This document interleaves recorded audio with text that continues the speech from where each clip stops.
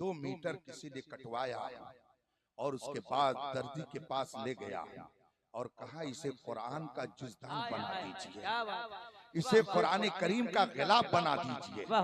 सिल दिया गया और फिर कुरान करीम उसमें लपेट दिया गया। बताइए क्या उससे अब कोई नाक पोछेगा? क्या कोई हाथ पोछेगा? कोई अपने चेहरे को साफ करेगा? नहीं, बल्कि उसको अपने होठों से लगाएगा, अपनी आंखों से लगाएगा। आंख वाले तेरे जलवे का तमाशा देखे, दीदे कोर को क्या आए नजर क्या देखे। अरे ये तो गौर कीजिए कि अगर एक कपड़े का टुकड़ा उसे कुरान का जुज़दान बना दिया जाए और उसमें कुरान को लपेट दिया जाए तो वो कपड़ा इतना कीमती हो जाता है, वो कपड़ा इतना बाइज्जत हो जाता है, वो कपड़ा इतना मोहतरम हो जाता है कि उसको आंखों से लगाया जाता है, उसको होठों से लगाया जाता है। जब कुरान करीम से मिलने वाले उस कपड़े को अल्लाह ने ये इज्जत बख्श दी तो जिनके सीने में रब ने अपना कुरान महफूज कर दिया है, भला इनको वो जलील कैसे कर सकता है? कुरान पर अगर एक कपड़े का टुकड़ा लपेट दिया जाए तो वो मोहतरम, तो जिनके सीने में कुरान है बिलाशुबहा रब ने इनके मकाम को क्या बात है, वाह वाह वाह वाह वाह। आप मामूली मत समझिए, इनके सीने में कुरान आया और कुरान जब महफूज हुआ तो ये हो गए हाफिज कुरान। इन्होंने कुरान करीम को हिफ्ज कर लिया। अभी देखिए मैंने अर्ज किया था कि इसमें से 4 हाफिज हैं, 4 कारी हैं। मैं जरा एक आयत करीमा पढ़ता हूँ, फिर आपको फर्क महसूस होगा कि कुरान करीम को पढ़ा जाता है तो कैसे पढ़ा जाता है। और ये उलमा और ये अइम्मा हुफ्फाज कुर्रा कितनी मेहनत और मशक्कत से काम लेते हैं। मैं पढ़ता हूँ, जरा बताइएगा। कुरान करीम ही का नाम लेकर मैं एक पढ़ता हूँ, आप बताइए ये अरबी किस पारे में है और कहाँ की है। इजा जाअ नस्रुल्लाहि वल फतह व रअयतन नास, बताइए किस पारे में है। इजा जाअ नस्रुल्लाहि वल फतह व रअयतन नास यदखुलूना फी दीनिल्लाहि अफवाजा, किस पारे में है? किसमें? हाँ, अपनी बात से इधर उधर मत होइएगा। बरेली के करीब हैं, अभी आप सुन चुके हैं कि बरेली का फतवा नहीं बदलता, तो जब बरेली का फतवा नहीं बदलता तो बरेलवियों की बात भी बदलनी नहीं चाहिए। आप अपनी जगह पे रहिएगा। किस पारे में है? 30वें पारे में है। चलिए आप लोगों ने बता दिया 30वें पारे में है। अब जरा मैं फिर पढ़ता हूँ, उसे बताइए किस पारे में है। मैंने पढ़ा इज़ा जाअ नस्रुल्लाहि वल फतह, ये किस पारे में है? ये भी 30वें पारे में है। और पहला जो पढ़ा था दोनों में कोई फर्क नहीं था, दोनों में आपको कोई फर्क नहीं लगा था। मैंने पहले पढ़ा था इज़ा जाअ नस्रुल्लाह और फिर मैंने पढ़ा इज़ा जाअ नस्रुल्लाह। दोनों में फर्क है कि नहीं फर्क है? इतना भी नहीं समझ पा रहे हैं। देखिए बरेली शरीफ शहर की बेइज्जती मत कराइए। हाँ, लभेड़ा में है तो क्या हुआ, उससे कोई फर्क नहीं पड़ता। इजा जाअ नस्रुल्लाह मैं पढ़ रहा हूँ और अगर आप नहीं जवाब देंगे तो मैं इन उलमा से पूछ लूंगा। ये आपकी हिमायत में नहीं रहेंगे, मेरी हिमायत में रहेंगे। मैं 2 तरह से पढ़ रहा हूँ, बताइएगा। इजा जाअ नस्रुल्लाह वल फतह, और उसी को मैं पढ़ रहा हूँ इज़ा जाअ नस्रुल्लाहि वल फतह।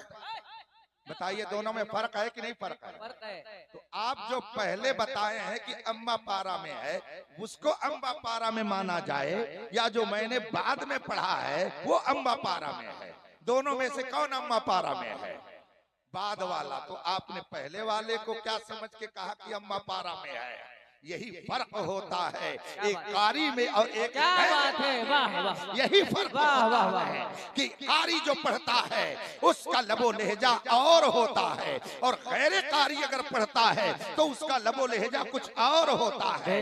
आज लोग कहते हैं मौलाना लोग क्या जाने, मदरसे में क्या होता। यहाँ की खाक से इंसान बनाए जाते हैं, यहाँ बोलने का तरीका सिखाया जाता है, यहाँ चलने का अंदाज बताया जाता है, यहाँ रब की बारगाह राह में खड़े होने का शऊर अता किया जाता है, अल्लाह रसूल की इताअत का जज्बा पैदा किया जाता है, माँ बाप की खिदमत का इन्हें तरीका बताया जाता है, कलाम रब्बानी को सही ढंग से पढ़ने का शऊर इन्हें अता किया जाता है।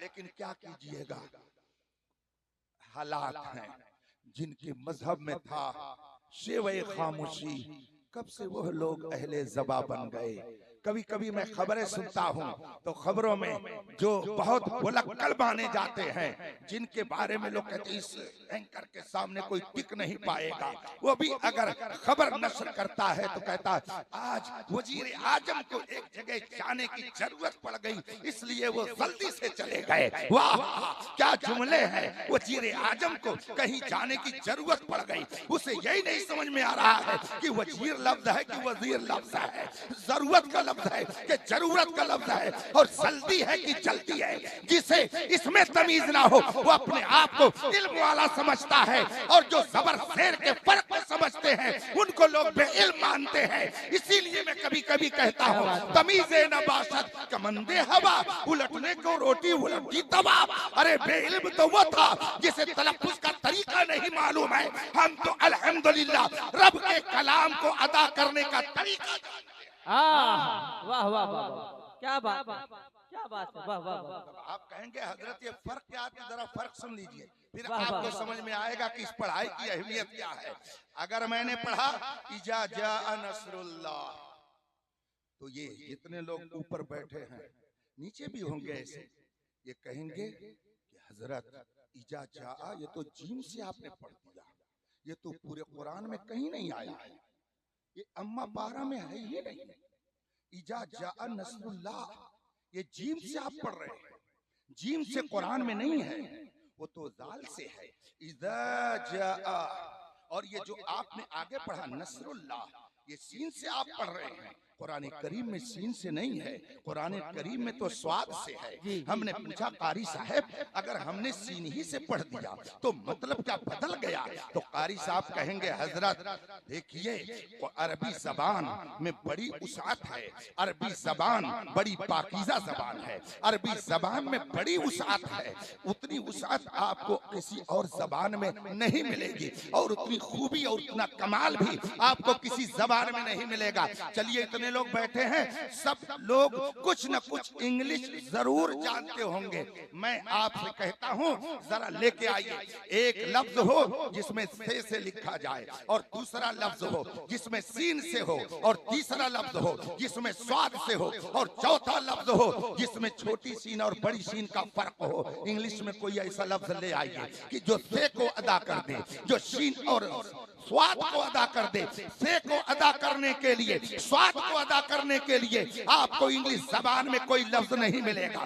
एस आ गया और उसी पे एच लगा दिया तो बड़ी सीन, और अगर नहीं लगाया एच तो छोटी सीन। तो एक लफ्ज उधार लिया, एक हर्फ मंगनी लिया, तब अपना कुछ काम चला सका, और वो भी लंगड़ा लूला, इसलिए कि अगर से के लिए लाया जाए, स्वाद के लिए लाया जाए, तो इंग्लिश जबान में आपको कोई लफ्ज नहीं मिलेगा। ये कुरान की बलागत है, कुरान का एजाज है, कुरान की आफाकियत और आलमगीरियत है, ये कुरान का कमाल है कि वो लफ्जों के इतने मानी रखता है कि तलफ्फुज करते जाइए माना अलग अलग बदलता है। वाह वाह वाह, माशाअल्लाह, सुभान अल्लाह, सुभान अल्लाह, क्या कहने, वाह वाह। इसी आयत के ताल्लुक से सुन लीजिए, इज़ा जाआ क्या है आगे, मैं देखिए पढ़ता हूं जरा बताइएगा, हालांकि मैं कारी नहीं हूं, कारी तो ये हजरात हैं, इन्होंने मेहनत करके 4 बच्चों को कारी बनाया है। अल्लाह तबारक व तआला इनके सीने में कुरान करीम को नक्श कल हजर फरमाए। मैं पढ़ता हूं जरा बताइएगा, इज़ा जाआ, अब आगे पढ़ रहा हूं जरा गौर से सुनिएगा ताकि आपको फर्क महसूस हो सके।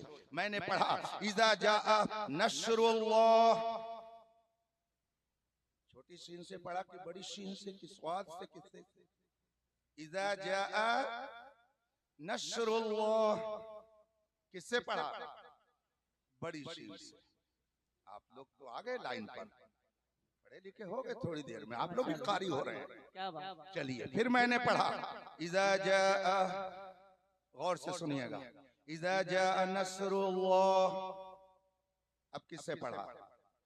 स्वाद से नहीं पढ़ा भाई, गड़बड़ मत कीजिए, छोटी सीन से पढ़ा। अब जरा सुनिए, इज़ा जाअ नस्रुल्लाह किससे पढ़ा? इधर का टोला कुछ ज्यादा मजबूत लग रहा है, इसमें कुछ कारी लोग हैं और इधर तरकारी लोग हैं, इसलिए इधर के लोग कम बोल रहे हैं। चलिए ठीक है, मेरी तरफ मुतवज्जे रहिए। इज़ा जाअ नस्रुल्लाह किससे पढ़ा मैंने? से पढ़ा ना। और इज़ा जाअ नस्रुल्लाह स्वाद से पढ़ा। 4 लफ्ज हो गया, नस्र, और फिर पढ़ा मैंने नश्र, और फिर पढ़ा मैंने नस्र, और फिर पढ़ा मैंने नस्र। ये 4 तरीके से पढ़ा, चारों के माना अलग अलग है। अगर आपने इसको छोटी सीन से पढ़ा नस्र, तो नस्र का माना होता है गिद्ध, चील कौवा गिद्ध होता है ना। तो अब माना क्या होगा? नस्रुल्लाह, उसका तर्जमा हो जाएगा अल्लाह का गिद्ध, अल्लाह का गिद्ध, चील कौवा गिद्ध, अल्लाह का गिद्ध। इज़ा जाअ नस्रुल्लाह का तर्जमा जब सीन के साथ पढ़ेंगे तो हो जाएगा जब अल्लाह की तरफ से गिद्ध आ जाए, ये तर्जमा होगा। और अगर पढ़ा जाए इज़ा जाअ नस्रुल्लाह, तो नस्र के माने होते हैं पब्लिसिटी करने के, किसी चीज को लोगों के दरमियान फैलाने के। नस्र तो नस्रुल्लाह का मतलब होगा जब अल्लाह की तरफ से फैलाना आ जाए। और अगर आप इसको से पढ़ेंगे इज़ा जाअ नस्रुल्लाह, इसका तर्जमा होगा जब अल्लाह की तरफ से किसी चीज का बिखेरना आ जाए। और जब आप पढ़ेंगे इज़ा जाअ नस्रुल्लाह स्वाद से, तो तर्जमा होगा जब अल्लाह की मदद आ जाए।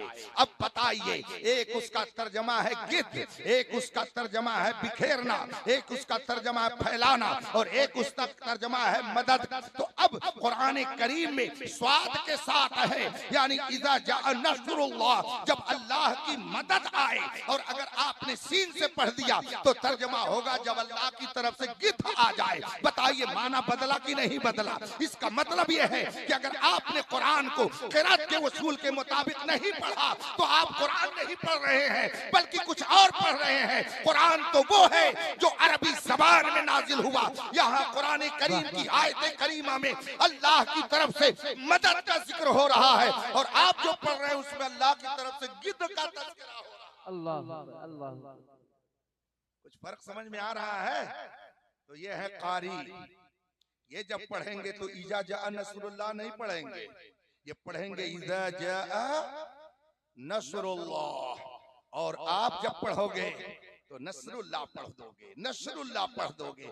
कुछ लोग ऐसे होते हैं जिनकी आदत ही होती है हर बात में या तो जे निकालेंगे या हर बात में बड़ी शीन ही निकालेंगे। साहब कहाँ से आ रहे हैं, आपको कहाँ जाना है, कहाँ से तशरीफ ला रहे हैं, हर बात पर वो लफ्ज़ से ही बोलते हैं। जनाब बैठिए, तशरीफ लाइए, ये सब चीजें हाजिर है, खा लीजिए। तो कुछ लोग से ही बोलते हैं। इसीलिए फन्ने क़िरात को आपके बच्चों के सीने में उतारा जाता है ताकि ये बोले तो इनकी गुफ्तगू भी पाकीज़ा हो। ये कुरान पढ़े तो कुरान का पढ़ना भी कारे सवाब हो जाए, वरना कुरान अगर गलत पढ़ा जाएगा तो उससे आपको सवाब नहीं मिलेगा बल्कि उल्टा गुनाह।